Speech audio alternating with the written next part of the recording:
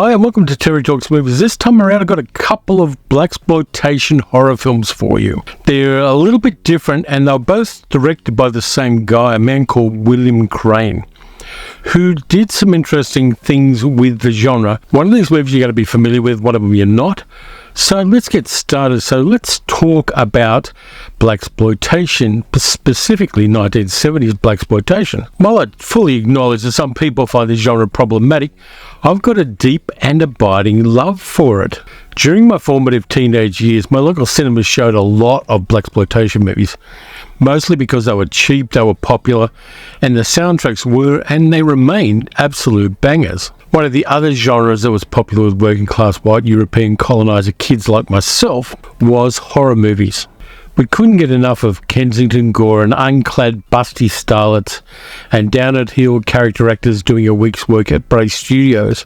But movies that blended blaxploitation and horror, for me at the time and remain, the best of both cinematic worlds. Back in those days when I thought Fellini was an Italian sports car and Ozu was a kind of Greek liqueur, it didn't get any better than a black exploitation horror film. So to honour my sadly misspent youth, I'd like to dive into two blaxploitation horror movies, both directed by William Crain. The first one is the 1972 AIP classic Blacula, starring William Marshall and Vanessa McGee, and the second one is 1976's Dr. Black Mr Hyde, starring Bernie Casey and Rosalind Cash.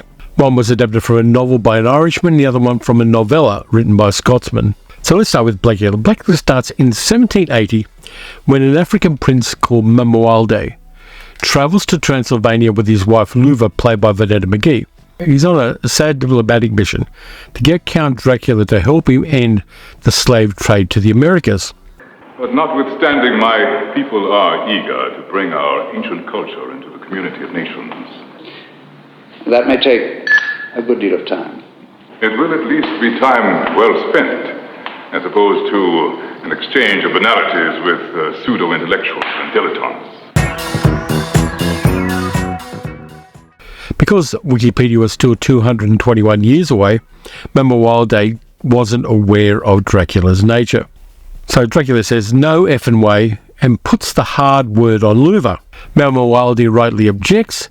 The fangs come out and Dracula turns Mamuwalde into a vampire. The Count then locks the African prince in a coffin in a hidden vault in Dracula's castle, and he throws Luva into the vault with him so he can listen to her die over however long it takes her to die. Vampires are never that big on hospitality. So then we zip pan to 1972 and a mixed-race couple of antique shop owners go to Dracula's castle to buy up some furniture for their business. The seller includes a coffin he found in a hidden vault in the building. Presumably Luva's skeleton is still there somewhere.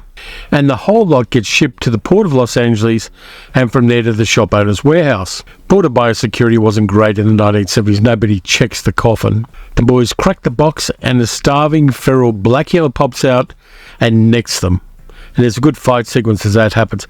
Lots of stunt people being thrown against crates and boxes in the warehouse. At the black funeral parlour where one of the dead antique boys is resting, sees a woman called Tina, played again by Vanessa McGee, whom Mamuwalde thinks is the reincarnation of Luva. Who knows, maybe she was. In a movie where the dead rise and use people as juice boxes, reincarnation isn't too big an ontological stretch. Blacula approaches Tina on the street, scares the TF out of her, and so she drops her purse. He finds her at a nightclub the next night, where the Hughes Corporation are doing a show. And with Tina are her sister Michelle, played by Denise Nicholas, and Michelle's fiancé, Dr. Gordon Thomas, played by Thelma Rosalala. Mamuwalde charms them all. He's foreign, he's dignified, he's classy. And one of their friends, a guy called Skillet, played by Jitu Kumbuka, admires Mamuwalde's dress sense and decides to get himself a cape. Skillet, like the black funeral parlour owner we see earlier, is the comic relief in this movie. Of course, Tina inevitably falls in love with Mamuwalde. Meanwhile, Gordon and his policeman friend, played by Canadian actor Gordon Pinsent, start investigating the exsanguinated corpses that are starting to show up and coming back to life. Among them is a woman taxi driver, played by Katie Lester, who was a singer more than an actress, and who had one big hit in the 1960s singing Love Letters. Love letters straight from your heart. So vampires start appearing, and Tina finally realises that her new boyfriend, Mamuwalde, has lied about his age. There's a big climax in an underground chemical plant with lots of stuntmen falling off high objects, and there's tragedy, and Mamuwalde eventually goes out into the sunlight and turns into a skeleton covered by soup. This movie just works. The not-so-secret source here is William Marshall himself. He was an actor who had a lot of chops. He was on the blacklist, but still got some work during the blacklist years. On stage in Broadway, he was the understudy to Boris Karloff as Captain Hook in a 1950 stage production of Peter Pan. He did a version of Othello in London, and it's the same era when Laurence Olivier played Othello on stage in England, in blackface with a Jamaican accent. Compared to that, William Marshall must have been a breath of fresh air. Marshall as an actor had dignity and gravitas and presence. His Mamuwalde was charismatic, and the transition between the prince and the vampire is made all the more striking because of his theatrical gifts. He really gives us a feral Blacula and yet a dignified aristocratic Mamuwalde. In later years, William Marshall had a great gig as the King of Cartoons on the second and third seasons of Pee-wee's Playhouse. William Marshall treated that small, silly role with as much respect as any he ever did. He was a real and honest professional, and I've watched some Pee-wee's Playhouse lately, and I found myself just waiting for the King of Cartoons to turn up, just so William Marshall could get his moment in the sunlight. Vanessa McGee's Tina is a great foil for Blacula. She was a charming and beautiful and talented actress who gave the absurdity of this movie a groundedness that this kind of AIP horror movie depends on. There are a number of them that just don't have that.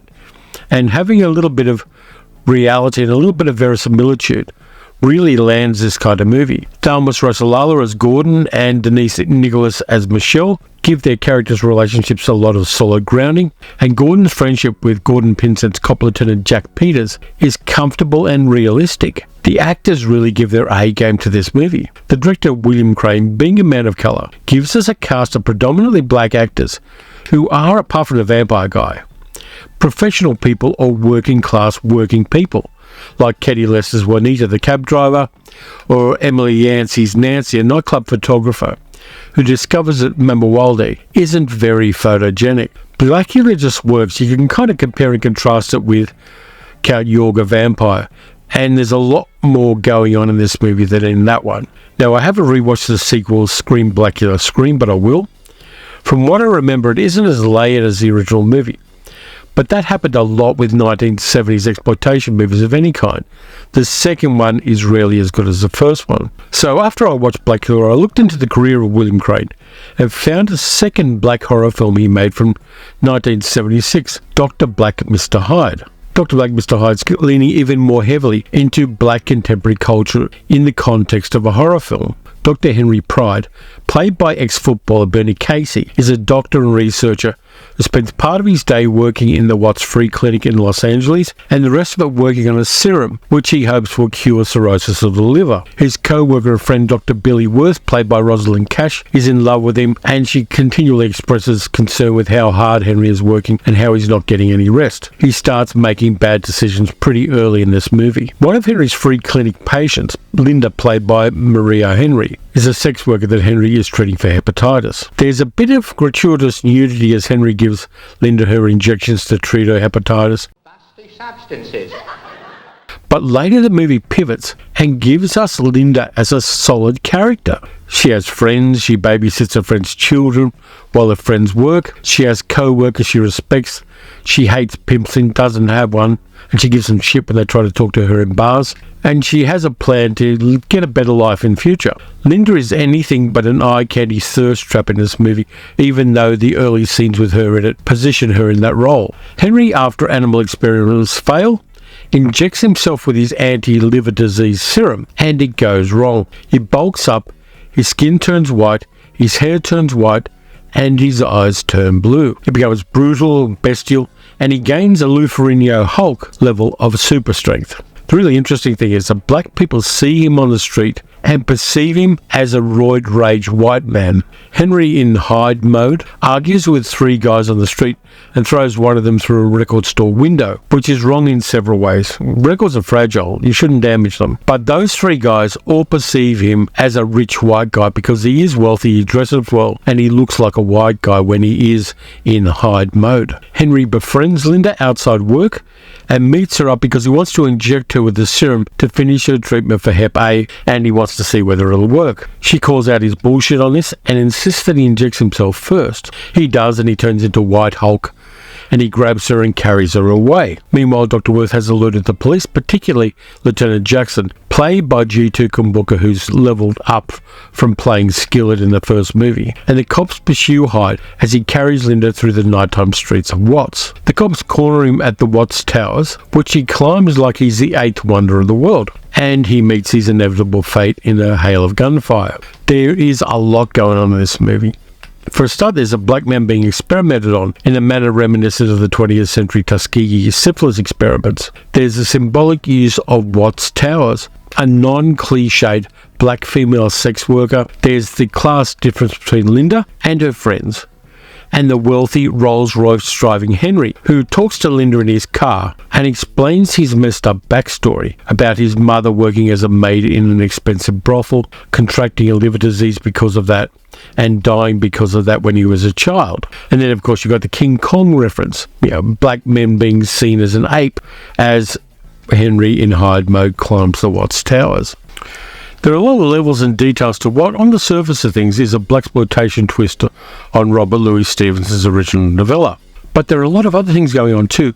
There's the makeup work done by the legendary Stan Winston, and the cinematography is by Tak Fujimoto, who went on to be the director of photography for some films you might have heard of, like Ferris Bueller's Day Off, Married to the Mob, Silence of the Lambs, and Carl Franklin's Devil in a Blue Dress. Well, I think this movie should be better known than it is.